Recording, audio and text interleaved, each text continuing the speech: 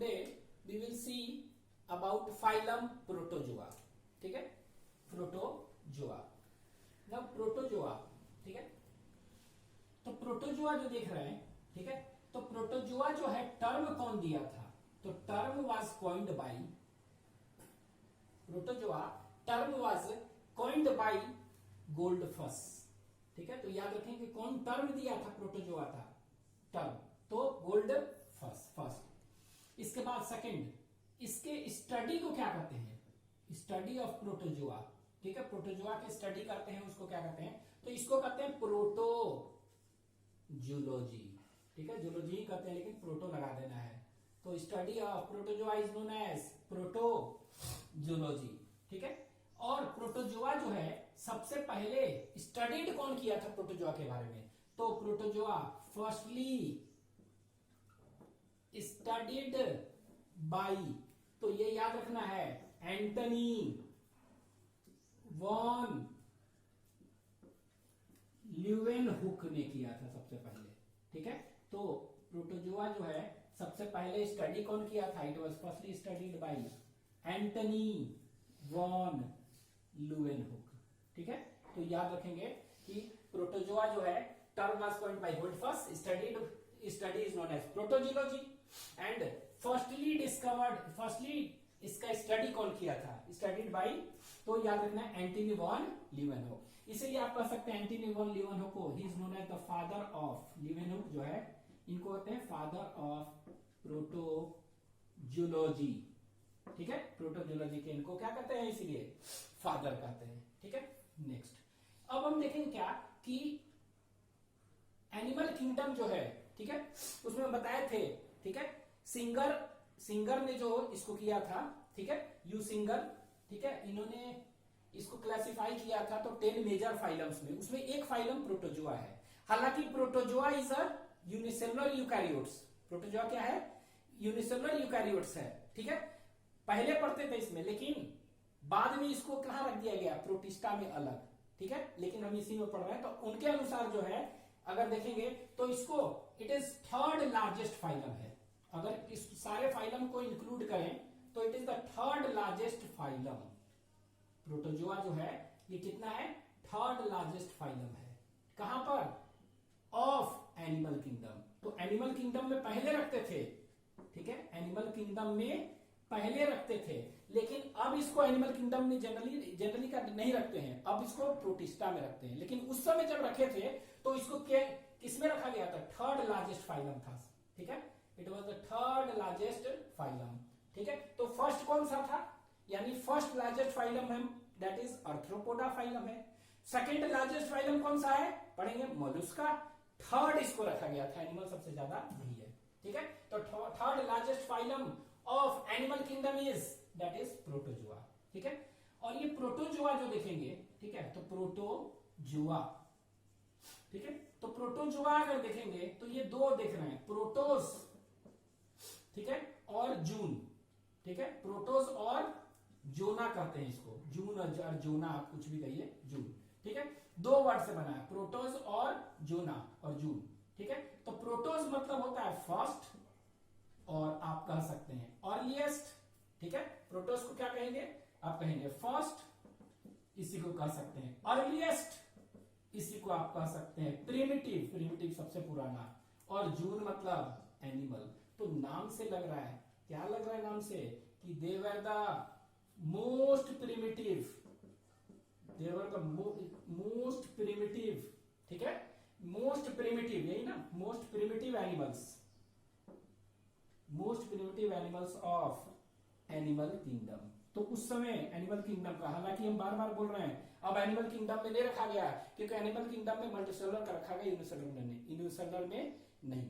ठीक है, तो यूनिसेलुलर को नहीं रखा गया, तो मोस्ट प्रिमिटिव आप कह सकते हैं एनिमल्स ऑफ एनिमल किंगडम कौन सा है? यही है। तो मोस्ट प्रिमिटिव एनिमल्स जो है कौन सा है? प्रोटोजोआ। ठीक है, तो most primitives of animal kingdom are placed in this protozoa, याद रखेंगे। नेक्स्ट ये मोस्ट प्रिमिटिव है, और इनको कह सकते हैं दे आर प्लेस्ड इन कहां पर? यूनिसेलुलर। दे आर एक्चुअली क्या है, तो इसको हम अलग पॉइंट ही लिख दे रहे हैं। एक्चुअली में क्या है, दे आर इनिशियली माना गया है, एनिमल किंगडम में रखा गया था कि मल्टीसेलुलर है, लेकिन यूनिसेलुलर है तो इसको रख दिया गया है दे आर यूनिसेलुलर यूकैरियोट्स। ठीक है, और ये यूनिसेलुलर यूकैरियोट्स हैं तो किंगडम एनिमेलिया में अब नहीं रखा गया, कहां रखा गया है, it is placed in protista. ठीक है, इसको प्रोटिस्टा में रखा गया है। ठीक है, लेकिन हम पढ़ेंगे इसी चैप्टर में।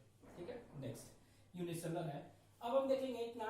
ठीक है, इसके बाद we will see habit and habitat. ठीक है, तो इसका एक एक करके देखते हैं पॉइंट, हैबिट एंड हैबिटेट। ठीक है, हैबिट एंड हैबिटेट। तो हैबिट क्या होता है, ये क्या पाए जाते हैं, जो भी प्रोटोजोआ देखेंगे अकेले पाए जाते हैं, सिंगली। ठीक है, तो उसको सॉलिटरी कहते हैं, अलोन। लेकिन ग्रुप में भी पाए जा सकते हैं तो इसको क्या कहेंगे, कॉलोनी में, कॉलोनियल। तो दे में बी, दे में बी सॉलिटरी और कॉलोनियल। ठीक है, तो अलग भी पाए जा सकते हैं और कॉलोनी में पाए सकते हैं, कॉलोनी में, कॉलोनियल। तो कॉलोनियल में कुछ एग्जांपल एक है, याद रखिएगा, प्रोटेरो स्पोंजिया। ठीक है, तो कॉलोनियल का कुछ एग्जांपल क्या है, दैट इज, तो ये दे में भी सॉलिटरी हो सकते हैं, अलग पाए जा सकते हैं और कॉलोनी में पाए सकते हैं। जो कॉलोनी में पाए जाते हैं उसको क्या कहते हैं, प्रोटेरो स्पोंजिया। ठीक है, तो प्रोटेरो स्पोंजिया, तो ये देखिए नाम से लग रहा है, प्रोटेरो मतलब प्रोटोजोआ और स्पोंजिया मतलब sponge, porifera is commonly known as sponge. तो इसीलिए इसको क्या है, ये प्रोटेरो स्पोंजिया क्या है, it is actually a connecting link कर सकते हैं। ये कनेक्टिंग लिंक है किसके बीच में, बिटवीन प्रोटोजोआ और आगे कौन सा है, पोरिफेरा का, प्रोटेरो स्पोंजिया। देख रहे हैं ना, स्पंज है, प्रोटोजोआ, दोनों का कनेक्टिंग लिंक है।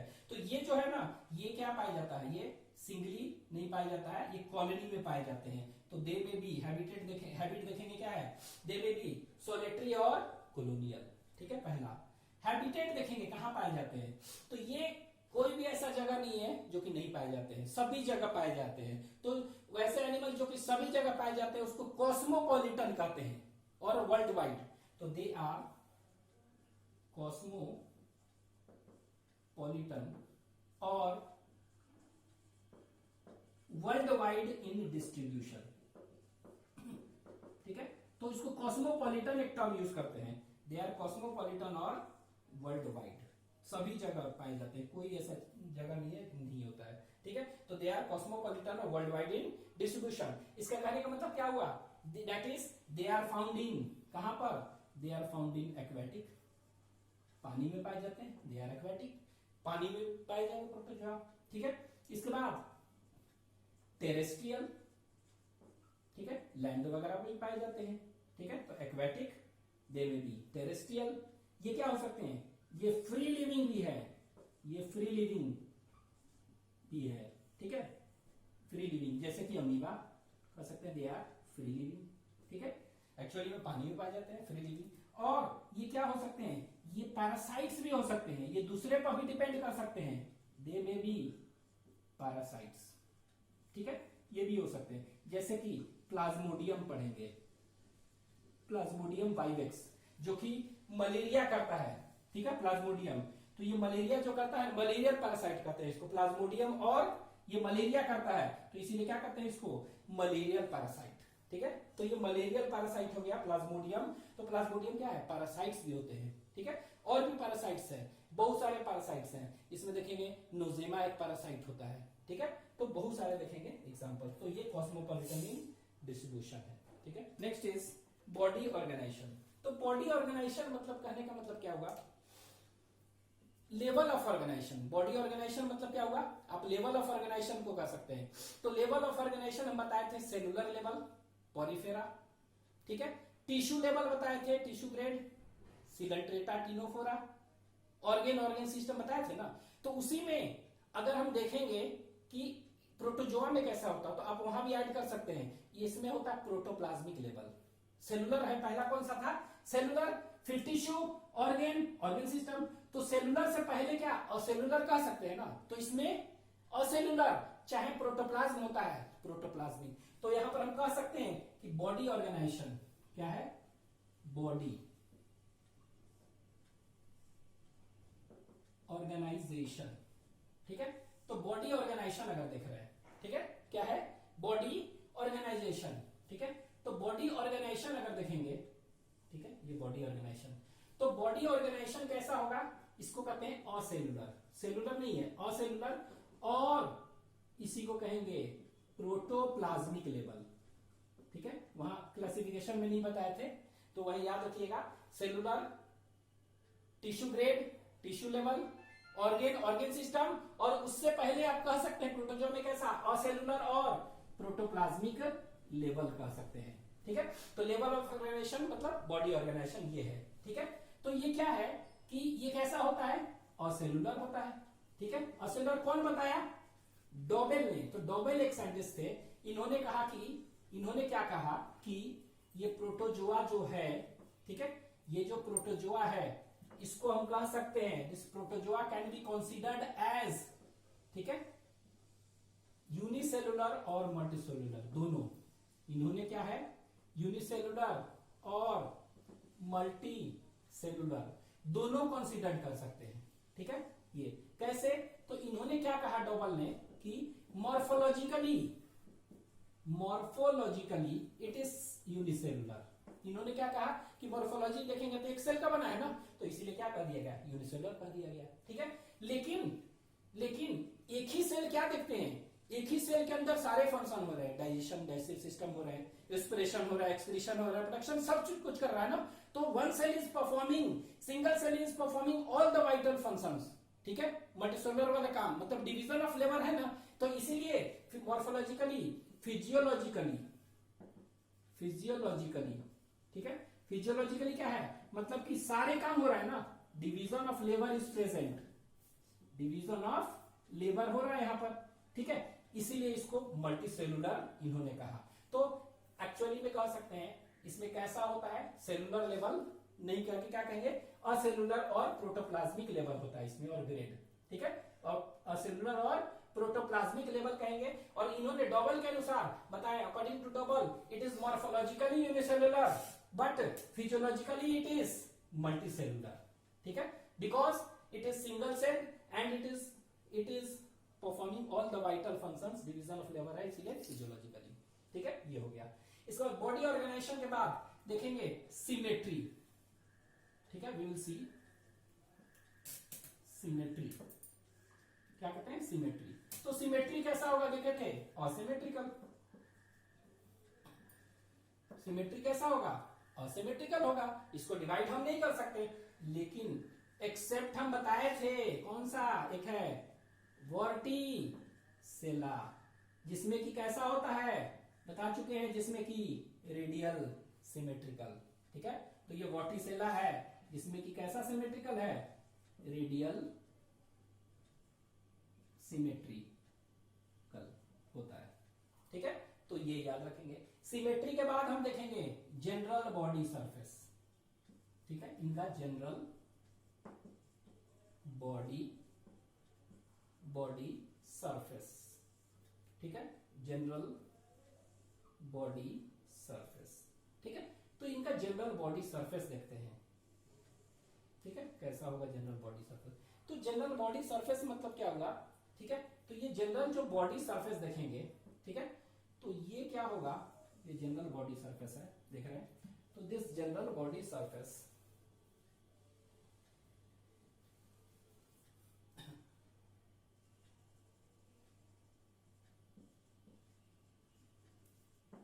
जनरल बॉडी सरफेस, ठीक है। तो ये जनरल बॉडी सरफेस देख रहे हैं। तो ये सरफेस के बाहर जैसे अमीबा देखते हैं, ठीक है, तो अमीबा के बाहर जो कवरिंग होता है, कवर्ड हो सकता है, लेकिन कुछ ऐसे भी प्रोटोजोआ होते हैं कि जिनमें कवरिंग क्या होगा, जैसे प्लाज्मा मेम्ब्रेन, प्लाज्मा लेवल, कुछ कवरिंग नहीं होते हैं, ठीक है। तो उसको हम क्या कहेंगे, जिसमें कवरिंग नहीं है उसको क्या कहेंगे, नेकेड और अनकवर्ड, ठीक है। तो उस अनुसार देखेंगे तो ये कह सकते हैं कि दो तरह का है, ठीक है। इस तरह अगर कहेंगे तो ये दो तरह के हैं, वन इज हैविंग कवरिंग, तो इसको हम कह रहे हैं, ठीक है। तो यहां पर हम लिख रहे हैं, तो एक को कह सकते हैं अनकवर्ड और नेकेड, तो कुछ में कवरिंग नहीं होते हैं तो अनकवर्ड और नेकेड, ठीक है। कुछ में कवरिंग होते हैं तो क्या कहेंगे इसको, कवर्ड, ठीक है। लेकिन कवर्ड क्या, कवर्ड बाई एन आउटर, क्या, आउटर लेयर कह सकते हैं, ठीक है। तो कवरिंग, तो it is covered by an outer covering, ठीक है। तो यहां पर हम ऐसा लिख दे रहे हैं कवर्ड, तो दो चीज होगा, ये कवर्ड भी हो सकते हैं और अनकवर्ड, तो cover by and outer covering, ठीक है। तो आप ऐसे कह सकते हैं कि इसमें जो भी प्रोटोजोआ है वो कवर्ड भी हो सकते हैं और अनकवर्ड दोनों, ठीक है। तो मैक्सिमम जो होते हैं क्या होता है, उसमें कवरिंग होता है, ठीक है। और ये देखिए, ये हम कह सकते हैं ये क्या है, कवर्ड है, उसके चारों तरफ कुछ ना कुछ कवरिंग से कवर्ड है, तो शेप क्या होगा, डेफिनिट होगा ना, ठीक है। तो यहां पर क्या हो जाएगा, कवर्ड है तो इसमें हम कह सकते हैं डेफिनिट बॉडी शेप, क्या होगा इसमें, डेफिनिट, ठीक है। इधर लिख देते हैं, तो इसमें क्या होगा, कवरिंग है तो इसमें हम कह सकते हैं they have definite body shape, ठीक है। इसमें डेफिनिट बॉडी शेप होगा, ठीक है, कवर्ड है तो। और ये नेकेड है तो क्या हो गया, डेफिनिट होगा, तो इनडेफिनिट, इनडेफिनिट, डेफिनिट नहीं है, कोई शेप नहीं होगा, बॉडी शेप, ठीक है। तो कुछ ऐसे प्रोटोजोआ है जिसमें शेप नहीं होते हैं क्योंकि इसमें कवरिंग नहीं है, अनकवर्ड है और नेकेड है। कुछ है, ज्यादातर है जिसमें कि कवर्ड होते हैं तो शेप उसमें होगा, ठीक है। अब ये कवर्ड होगा, ठीक है, क्या होगा, कवर्ड, तो कवर्ड होगा तो इसमें क्या हो सकते हैं, तीन चार हो सकते हैं, तो it should be, it may be covered by, ठीक है। तो जो अगर होगा कवर्ड तो इसमें कवरिंग जो होगा ना, उसको कवरिंग को हम क्या कर सकते हैं, उसको हम कह सकते हैं that is known as pellicle, PELLICLE, pellicle. ये फ्लेक्सिबल होता है कवरिंग, कैसा होता है, इलास्टिक, ठीक है। इसके बाद कुछ में देखेंगे शेल भी होता है, ठीक है। जैसे स्नेल में क्या होता है, हार्ड शेल होता है ना, तो कुछ शेल वाले भी होते हैं प्रोटोजोआ, ठीक है। और इसको टेस्ट सेल और टेस्ट कहते हैं, ठीक है। और कुछ ऐसे हैं, ठीक है, कुछ ऐसे हैं जिनमें कि क्या देखेंगे कि उनमें एक और होता है, उसको हम कहते हैं that is known as lorica, क्या कहते हैं, LORICA, लोरिका, ठीक है। तो कह सकते हैं their body surface will be is covered by either pellicle और शेल और टेस्ट और लोरिका, ठीक है। अब आप कहेंगे है क्या ये तीनों के तीनों, तो लोरिका क्या है, इट इज अ, ये शेल तो मालूम है कैसा कवरिंग होगा, it is a hard outer covering, कैसा कवरिंग है ये, आउटर कवरिंग है लेकिन कैसा है, हार्ड कवरिंग है। और ये क्या है, लूज आउटर कवरिंग है, आउटर कवरिंग है लेकिन कैसा है, लूज है। ये भी आउटर है लेकिन हार्ड आउटर कवरिंग है, ठीक है। ये पेलिकल क्या होता है, इलास्टिक एंड फ्लेक्सिबल होता है, ये इलास्टिक एंड फ्लेक्सिबल कर सकते हैं, ठीक है। ये कवरिंग होता है, ठीक है, पेलिकल। तो ऐसा भी हो सकता है, ऐसा भी है और ऐसा भी, ठीक है। तो लोरिका, यहां पर हम देखेंगे क्या मेनली ये, तो शेल्ड प्रोटोजोन के नाम बताइए, कुछ ऐसे प्रोटोजोन है जो कि शेल होता है, उसमें कवरिंग होता है, ठीक है। तो ये शेल्ड जो हैंड कवरिंग है उसमें याद रख सकते हैं आप कि इसमें एग्जांपल्स जो हैं,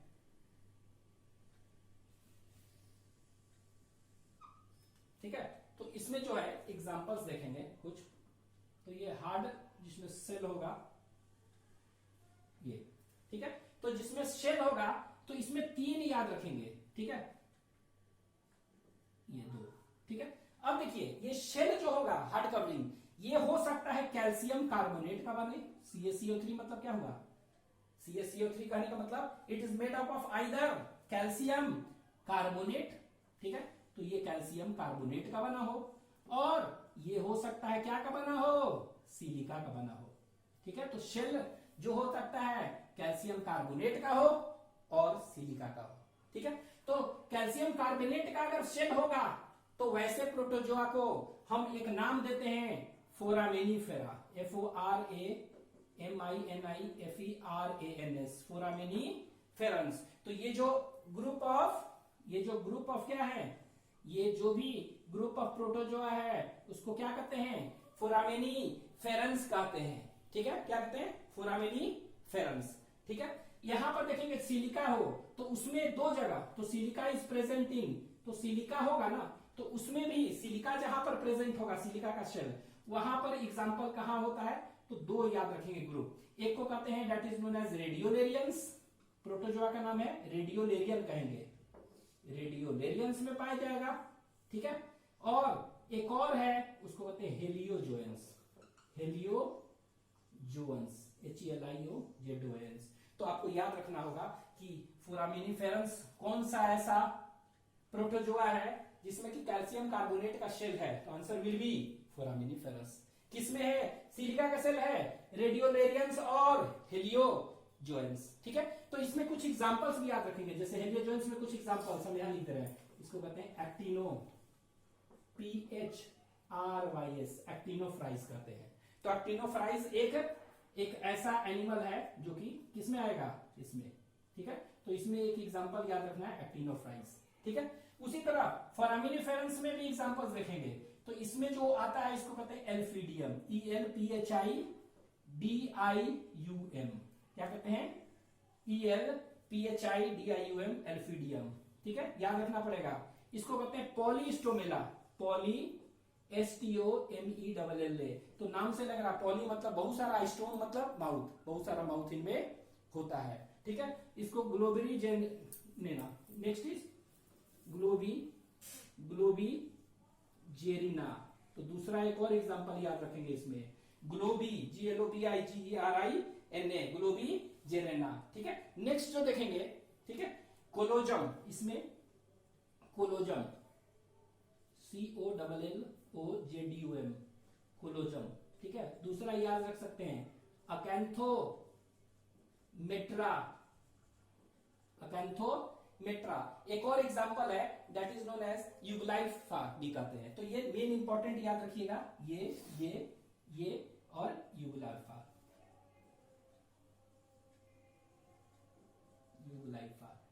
ये अकैंथोमेट्रा, कोलोजम, ठीक है। ये तो आपको ये याद रखना है। फोरामिनिफेरंस के कुछ नाम बताइए, ठीक है। Which of the following are shelled protozoan, और वो भी कैल्शियम कार्बोनेट का होता है, calcareous shelled foraminiferans, example elphidium और ग्लोबिजेरिना, ठीक है। ये इंपॉर्टेंट है, ये दोनों तो एकदम। इसी तरह एक्टिनोफ्राइज क्या होता है, हेलियोजोएंस में आएगा, ठीक है। तो ये क्या कहेंगे, दे आर नोन एज रेडियोलेरियंस, हेलियोजोएंस कहेंगे। तो हेलियोजोएंस कौन है इसमें, एक्टिनोफ्राइज, तो इसको इधर मिल के यही लिख देना एक्टिनोफ्राइज। तो इसमें एग्जांपल क्या हो जाएगा, एक्टिनो, ACTINOPHRYS, एक्टिनोफ्राइज। तो ये सब एग्जांपल याद रखने, these all are having क्या, that is shell, ठीक है। तो ये याद रखेंगे। तो बॉडी ऑर्गेनाइजेशन हो गया, सिमेट्री, जनरल सरफेस, ठीक है। तो वी विल सी न्यूक्लियस इसके बाद, ठीक है।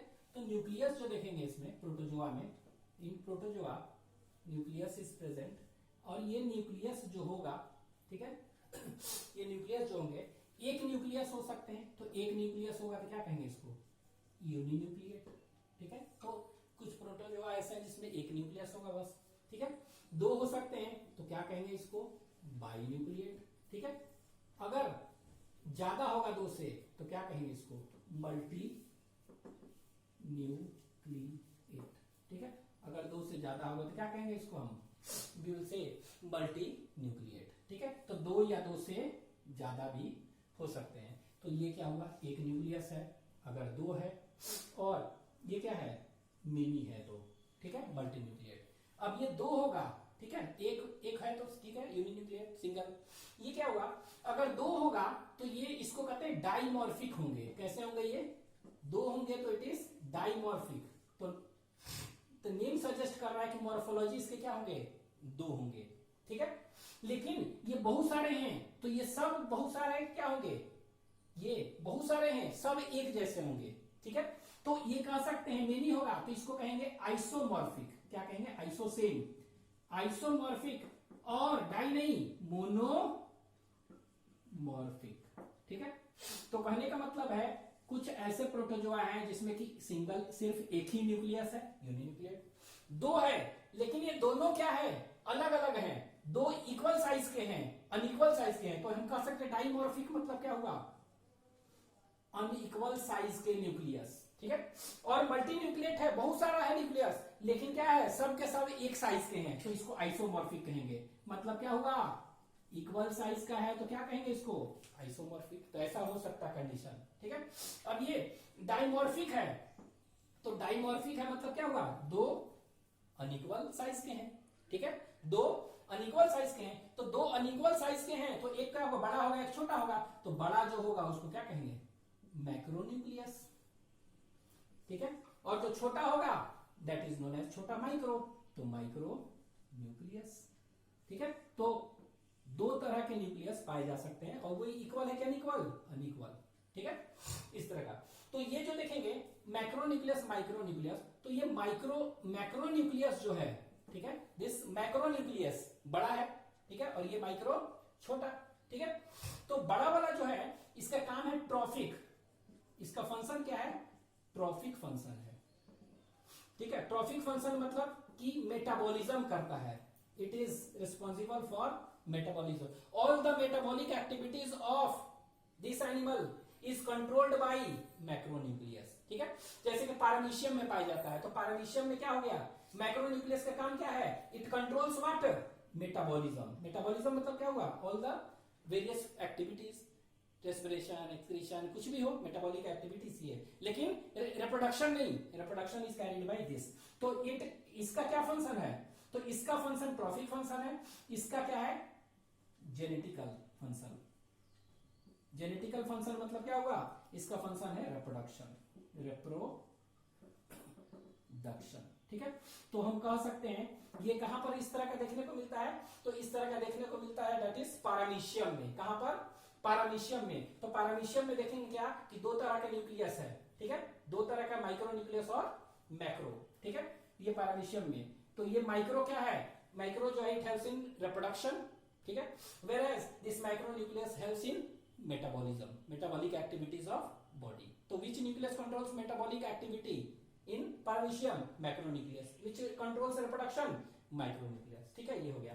तो ये एग्जांपल कहां हो गया, इस तरह का एग्जांपल, ये वाला जो अनइक्वल इन साइज कहां पर हो गया, ये हो गया इस तरह का, दैट इज पैरामीशियम में, ठीक है। तो अनइक्वल साइज वाला कहां पर है ये, तो इस तरह का देखने को मिलता है, PARAMECIUM, पैरामीशियम में, ठीक है। यहां पर ये डाइमॉर्फिक, ठीक है।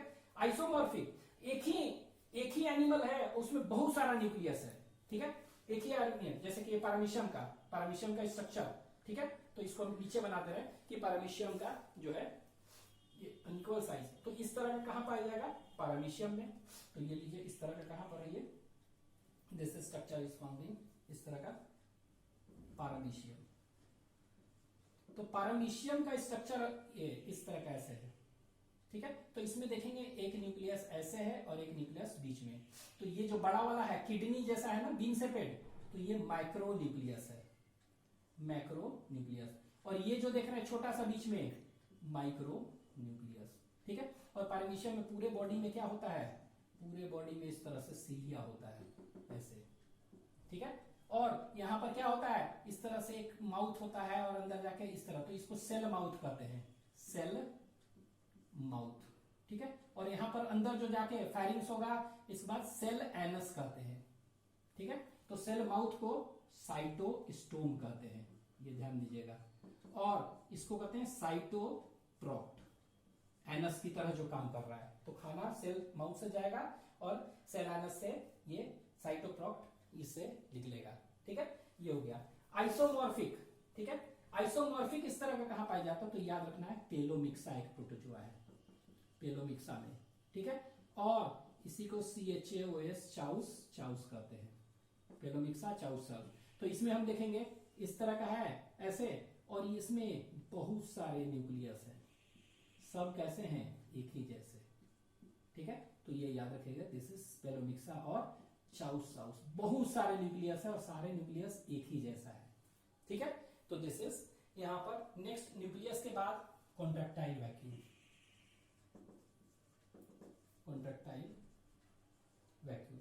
तो कॉन्ट्रैक्टाइल वैक्यूल जो है कहां पर होगा, ये सिर्फ और सिर्फ प्रोटोजोआ में होगा, ठीक है। It is a exclusive character of protozoa, character जुआ, ठीक है, एक्सक्लूसिव कैरेक्टर है। दूसरा आप याद रख सकते हैं, ये क्या है, इसका फंक्शन क्या हो गया, इसका function osmo regulation, osmo regulation है, ठीक है, ऑफ क्या, वाटर।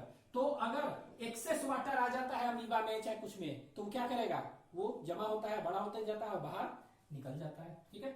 नेक्स्ट देखेंगे तो ये कॉन्ट्रेक्टाइल वैक्यूल जो है it is present in, protozoa में होगा, लेकिन प्रेजेंट इन ओनली इन, ठीक है, present only in fresh water में होगा, प्रोटोजोअन एनिमल में, ठीक है। तो it is present only in fresh water animals लिख दे रहे हैं प्रोटोजोअन, तो फ्रेश वाटर एनिमल्स में सिर्फ ये पाया जाएगा, ठीक है। एंड एब्सेंट इन, ठीक है, तो इट इज प्रेजेंट, कहां पर ये प्रेजेंट है, it is present only in,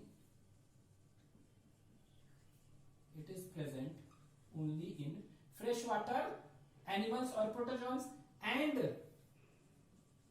absent in कहां पर है, मराइन वाटर में अगर कोई है, मराइन वाटर एनिमल है उसमें एब्सेंट होता है, ठीक है। तो याद रखेंगे absent in marine water animals, ठीक है, उनमें नहीं होंगे। और प्लस पैरासाइट है, ठीक है, एंड पैरासाइट्स, ठीक है। और कोई पैरासाइट है तो पैरासाइट है, कहीं पैरासाइट करने का मतलब किसी ह्यूमन में रहा, अंदर रह रहा, तो वहां तो पानी है नहीं, वाटर एनवायरमेंट नहीं है, तो वो क्या होगा, पानी लेगा ही नहीं, तो उसका काम है ही नहीं, maintenance of this osmo regulation, इसका काम है ही नहीं, तो इसीलिए पैरासाइट्स में एब्सेंट होगा ये, ठीक है। ये उसी तरह कॉन्ट्रेक्टाइल वैक्यूल देखेंगे, अमीबा में एक होगा, पैरामीशियम में 2, ठीक है, अमीबा में 1, पैरामीशियम में 2, ठीक है। तो एब्सेंट ये याद रखेंगे। This is all about